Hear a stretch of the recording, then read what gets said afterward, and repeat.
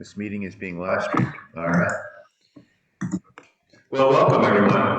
Those at home and those here. This is the first of 6 sort of personal practices around spirituality. And I developed it from Eric Walker Wickstrom's work, Spirit Practice, which is a 10-part series that reduce things and move things around a little bit. It's designed to, well, we'll talk about that in a minute, but it's designed to sort of give us sort of an opportunity to sort of feel, we have such breadth that sometimes we don't have a lot of particular personal depth, right? We're explorers, we're seekers in a way. And this is a chance for us to come with our own embodied sense of practices we might take home with us and employ. So I'm going to light our chalice with the words from Patrick O'Neill. Patrick O'Neill is a sort of a really great preacher, actually. He's on the East Coast. I think he's in Annapolis, Maryland. And he said here that, he said, the things that are holy and sacred in this life are neither stored away on mountaintops nor locked away in arcane secrets of the saints. I doubt that any church has a monopoly on them either. What holiness there is in the world resides in the ordinary bonds between us, and in whatever bonds we manage to create between ourselves and the divine. I'm going to read that again.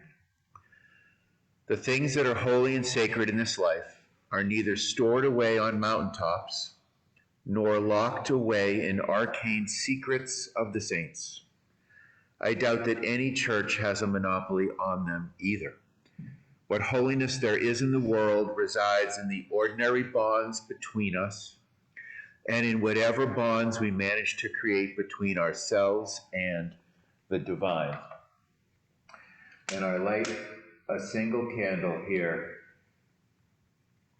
in that spirit. So the worship model we're going to follow comes in sort of, it's designed from Zen Mountain Monastery in New York, Mount Temper, and it sort of designs to be holistic. I'll walk you through the general piece of it here. There's in these sequences we're going to have in the next 6 weeks will be some personal spiritual practices. We'll get one of those today. Communal worship practices, talk about spiritual partnerships, mind practices, a few body practices, soul practices, and then a focus on life and justice as well. Eric described this as sort of being kind of a balance, and you think of the food pyramid from the old days where you sort of eat in all these different realms, right? You need some fats, you need some carbs. This is designed to sort of be in that same spirit. And these are the 8 spheres and like sort of notes for me there. And we're going to talk about those and kind of try to have a balanced approach to this. Like I said, this is just a graphic for that. So personal spiritual practices are practices done alone, daily meditation, dream work, journaling, and so on. That's kind of self-explanatory. Spiritual partnerships is hard work, and there's sort of a sense of people do so with a congregant or with a minister or with a therapist. And the intentional relationship is to foster growth between those people. We have a few therapists in our congregation, and that's spiritual growth and personal growth are hard to discern. And then there's mind practices. Oh, skip that. And sort of we think about our adult ed program, I would think of our race training and sort of any kind of expansive stuff, understanding the cosmos is sort of part of your own spiritual practice, particularly for Unitarian Universalists. This is higher on the scale than many would be. Learning, I think, is a key way to understand that. Stepping into the UU tradition as well as sort of being a part of something is part of that. And then there's also Tai Chi and massage and all of the classic things we do, even bike riding, sitting, anything that keeps us in touch with our physical selves and can ground us in our own bodies. And then there's soul practice, which in this particular case generally involves probably more creativity. I know that for me, it's been a sort of a spiritual, joyful process to work on the silly movie that I'm making, right? It's just a lot of fun and sort of uplifting, and I think I would call it part of I haven't named it part of my spiritual practice, but I think it kind of is. Obviously, writing sermons and such are in that category. And life practices are relationships, things that we do in our life to embody our values, right? Things we take out of our private selves and sort of pull into the world mostly in terms of personal interactions. And then the other side of that expression of oneself would be justice practices. So I'm going to invite people to, I'm going to pull up a guided meditation just to find us in a centered place. I'd like you to put your feet on the ground. Let yourself feel the weight of your body in the chair, or if you're seated on the earth. You can read along with me if you like, but it might be easier to just close your eyes. Oh, okay. Let me see if I can share this. Here we go, right. Here we go. Probably better not to watch this anyway. Resting comfortably, physically, emotionally, existentially. Just listen to the sound of your breath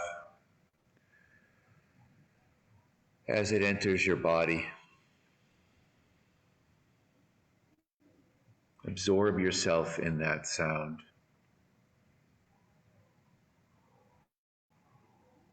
It has a softness to it, hopefully.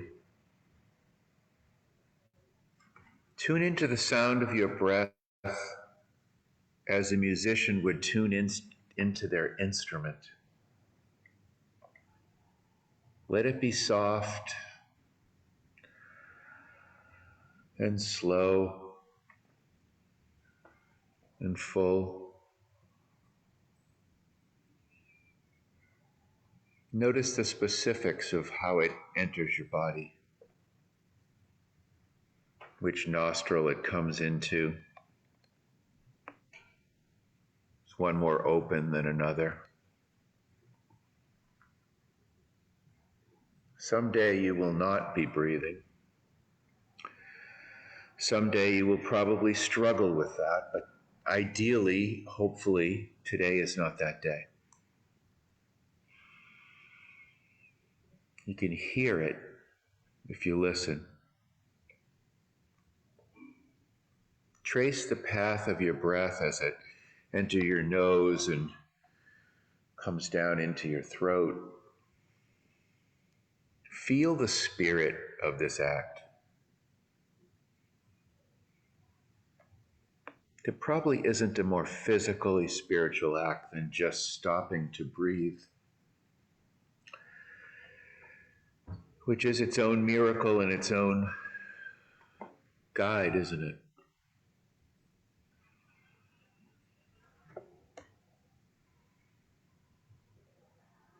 You couldn't be in a place more appropriate.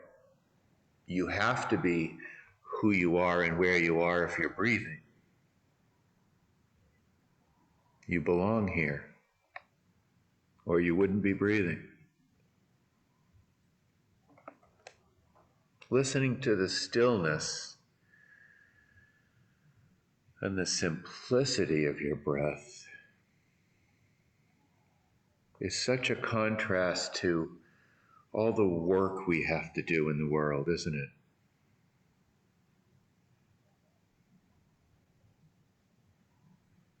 Just know that there's nothing more beneficial to the world than you being at peace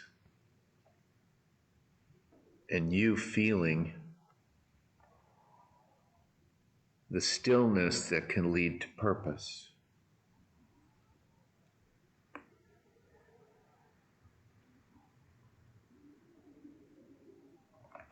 One day a religious man approached a mystic, you can just continue to breathe, and asked, "Does God exist?" Allow me to go within for the answer, the mystic replied. After meditating for quite some time, expanding her heart consciousness to embrace the totality of existence, she answered, I do not know what you mean by the word God, but I do know that this world is more mysterious and more wonderful than I could ever imagine. I know that you and I are part of something so much larger than our own individual lives. Perhaps it is that something larger that is what you seek.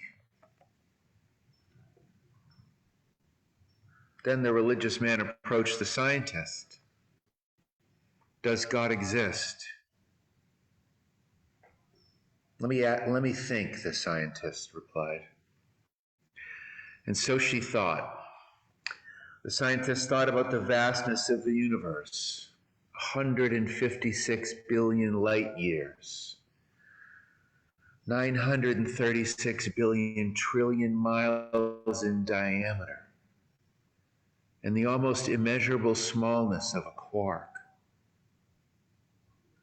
She thought about how the energy of the Big Bang fuels the beating of her own heart. And then she answered, I do not know what you mean by the word God, but I do know that the world is more mysterious and more wonderful than I could ever imagine. I know that you and I are part of something much larger than our own lives. Perhaps this something larger is what you seek.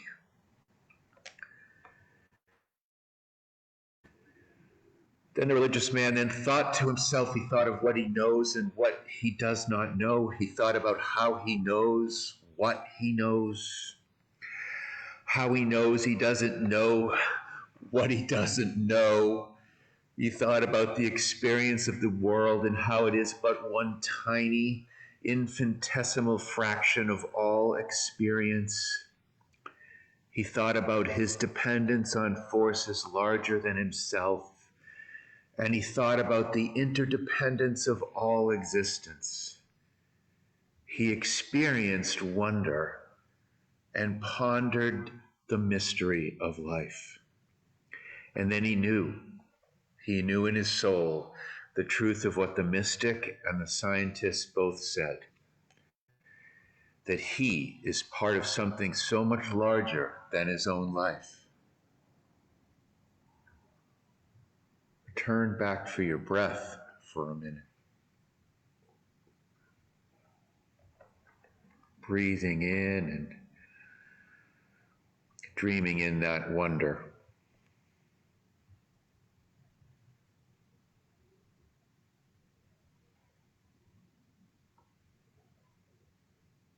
Just take a moment of stillness.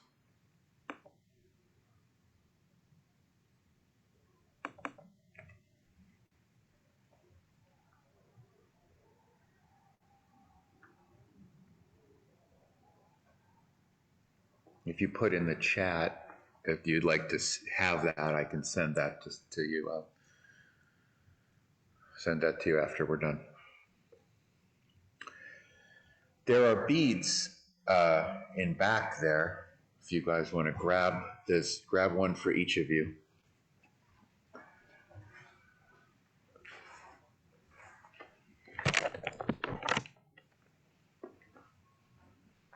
I have one somewhere.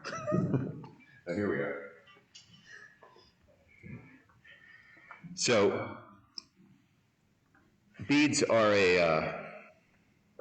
sort of rosary beads are the classic way to think about these beads. I've adapted what Eric Wickstrom had done. I think it's useful. I enjoyed the process of creating it. So I'm going to walk us through that.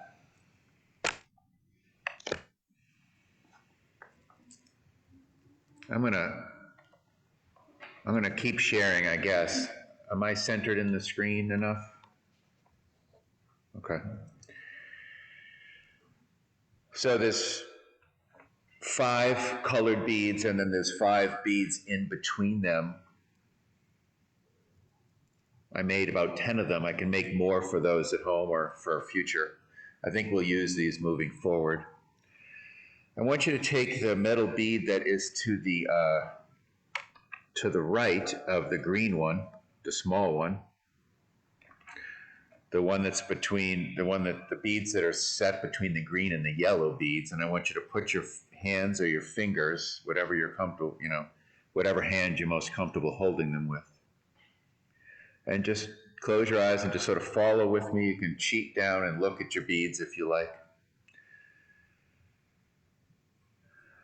These are words I've adapted from Robert French Levin's famous chalice words. On the first bead, hear me say, as you will on your own, holy, beautiful, right, and helpful is the habit of pausing to witness my depth and return to reflect on my values. Holy, beautiful, right, and helpful is the habit of pausing to witness my own depth and return to reflect on my values. The next bead. I pause here to reflect upon my ideals, remember my loved ones in absence, and give thanks for my blessings. I pause here to reflect upon my ideals, remember my loved ones in absence, and give thanks for my blessings. Bead 3, metal beads.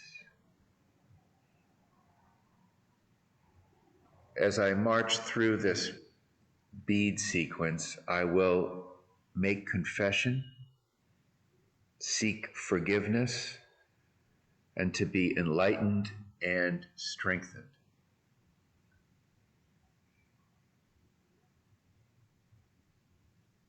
I pause here to make confession, seek forgiveness, and be enlightened and strengthened. Bead 4.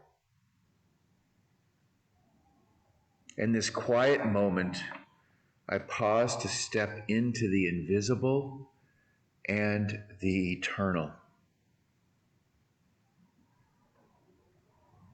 In this quiet moment, I pause to step into the invisible and the eternal. Bead 5. In this moment, I invite in hope and faith and love. May my heart prepare them place. I invite in hope and faith and love. May my heart prepare them place. Move your fingers to the yellow bead, if you would. This is the bead of gratitude and thankfulness. It's often said that of all the sentiments and principles and values, the gratitude is the Unitarian Universalist one we can most all agree on, is to be grateful, to be thankful. Touching the yellow bead, you can quietly say these to yourselves too. Touching the yellow bead, I name the things I am grateful for, the blessings I can think of in my life.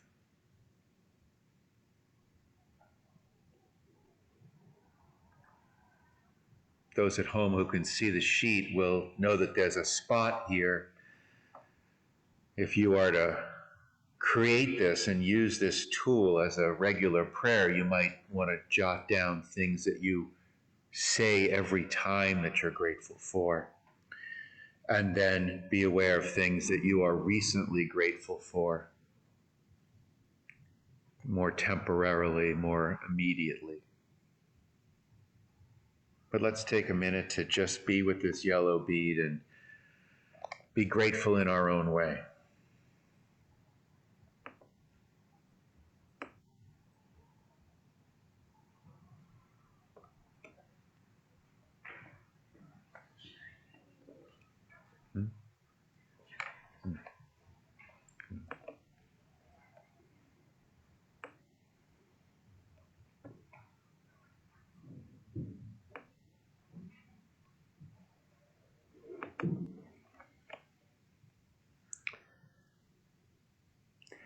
The next sequence of metal beads between the yellow and the purple. In the first bead, I open my eyes that I might see your face in everyone I encounter. This sequence is to think about mentors, ancestors, saviors, if you have one, heroes. I invite you just in this time together to think about someone you admire, or to think about seeing God's face or Jesus's face, or maybe a parent or hero. Think about someone. On the first bead, open my eyes that I might see your face in everyone I encounter. Bead 2, open my ears that I might hear your voice throughout my day.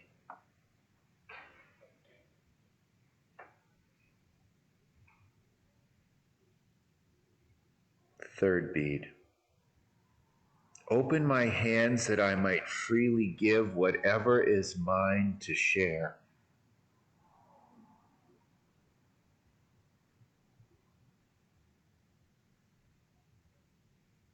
Fourth bead, open my heart that I may live and love more fully in your image or memory.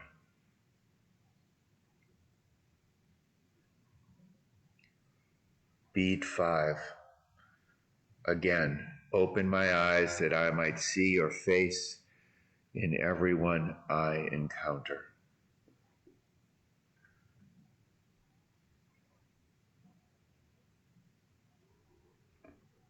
The purple bead is one of confession and limitations, maybe our shadow side. You could think of this in a classic sense as a prayer of confession. I left space, there's handouts behind people if they want to take them home. You could think about ways that you are always limited, again, permanently.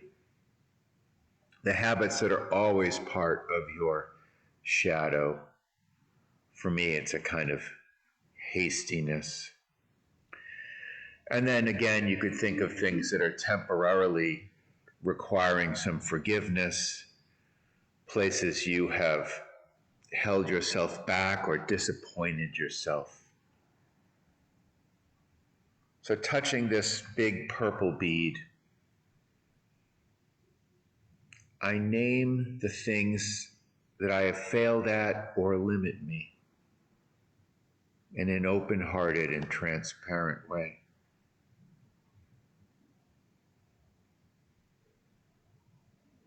I accept their truth. I work to limit their potency over me.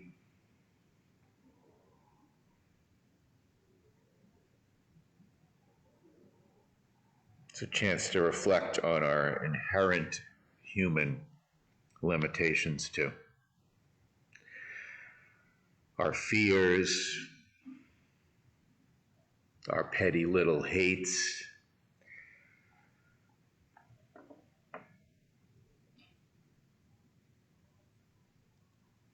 and now to the 5 metal beads that work between purple and blue. In the great Native American tradition of honoring the earth and engaging spatially, on the first bead, we invite in the power of the East.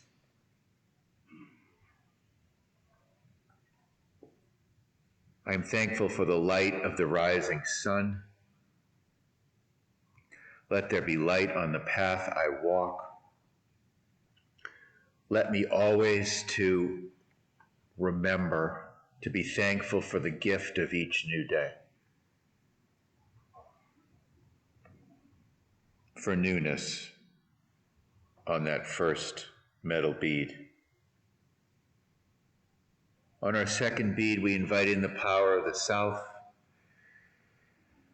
the direction that brings warm and soothing winds, winds and warmth that comfort us from the cold.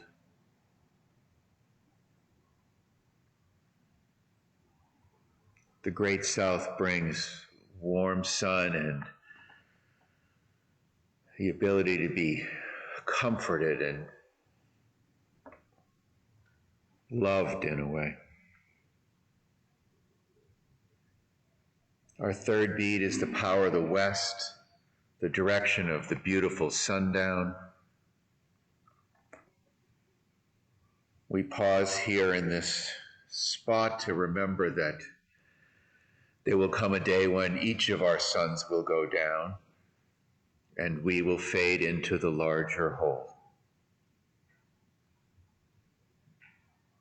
Looking west into the colors of the setting sun, I remember the need for acceptance and surrender.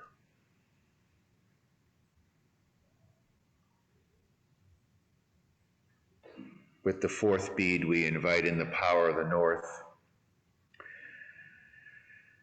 And with those cold winds, the need to be courageous, the need for the strength to move through life and endure and accept that part of life is harsh and hurts. We draw in the power of the north and draw up our own toughness and grit.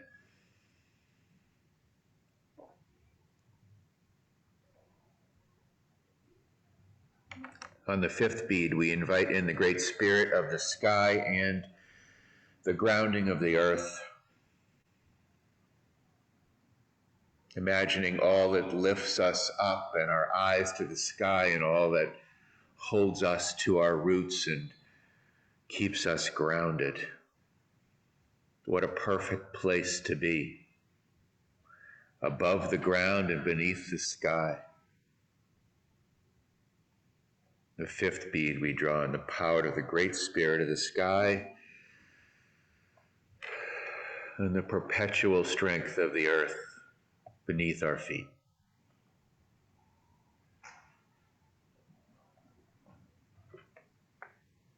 The blue bead is for the soulful silence and listening.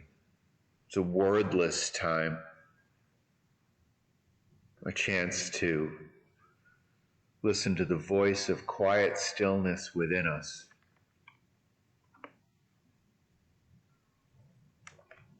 Like our journeying seeker from the guided meditation, this is a chance to sit in mystery and just breathe.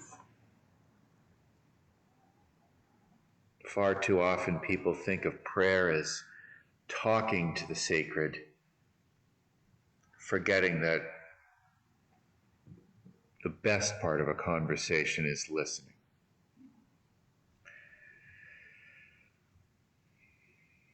Just follow your breath in stillness as you hold that blue bead.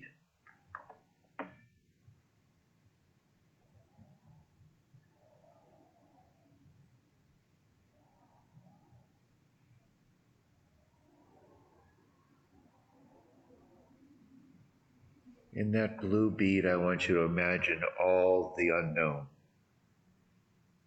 all the mystery that exists.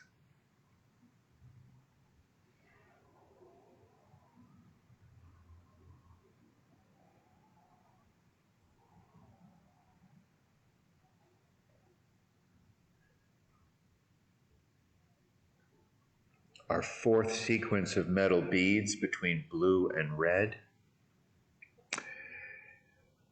is the spirit of life. You can join me if you can remember or look on the screen. Metal bead 1 is spirit of life, come unto me. Bead 2, sing in my heart all the stirrings of compassion. 3, blow in the wind, rise in the sea, move in the hand, giving life the shape of justice.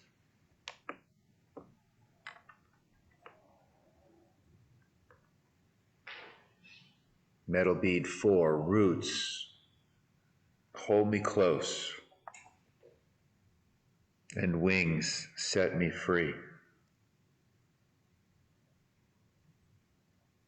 And the refrain, spirit of life, and the 5th bead, come to me,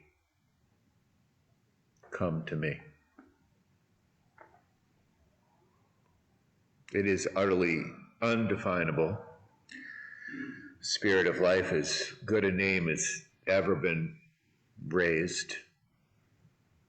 And we invite in the spirit in these beads.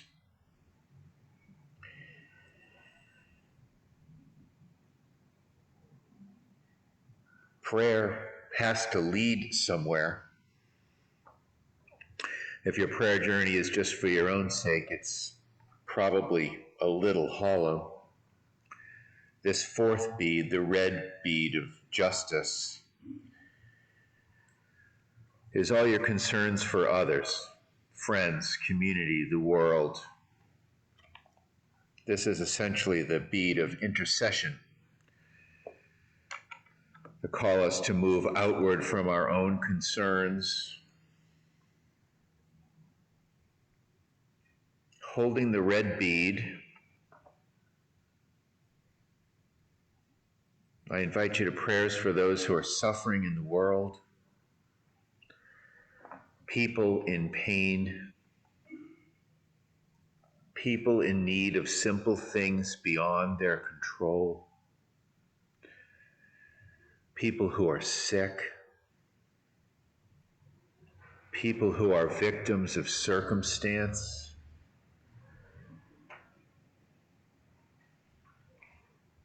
You might wish in your own practice to think of and name your own personal people.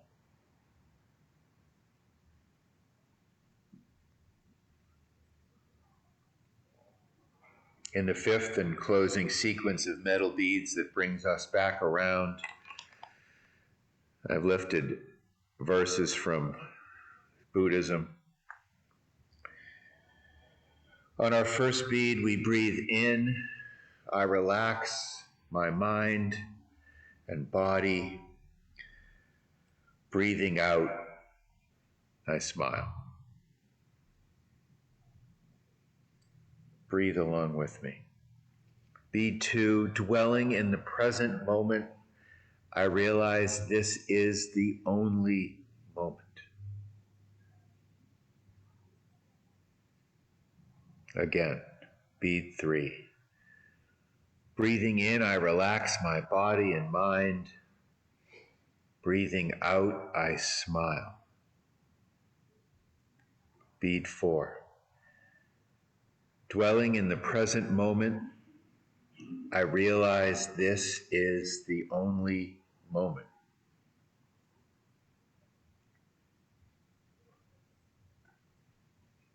Bead 5.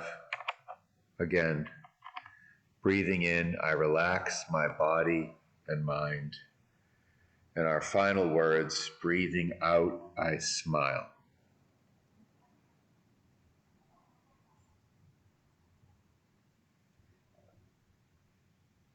It takes about 15 minutes, I think, somewhere in there. It's a nice little practice. You can put it in the car. You could do it in the morning.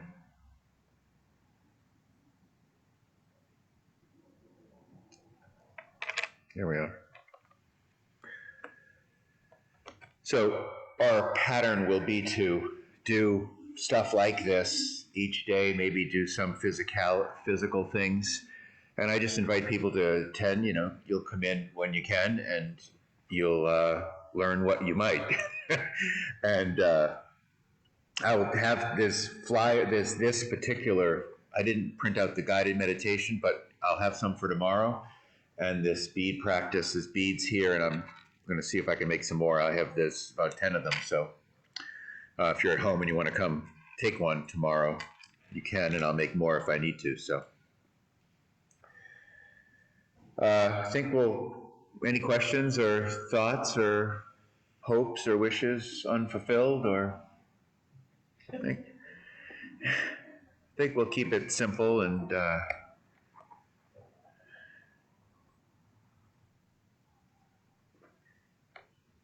I'll stop sharing here. Any thoughts from those at home? I love that bead practice, Steve. Was it helpful? Yes, yes, I really like it. It reinforces all the stuff you're Okay. always thinking of. I was kind of overwhelmed by it. Yeah. Yeah. Donna's saying she was overwhelmed by it. Yeah. Too much, like just too varied, yeah. I mean, just for me. Yeah. I get that. That's possible. Yeah.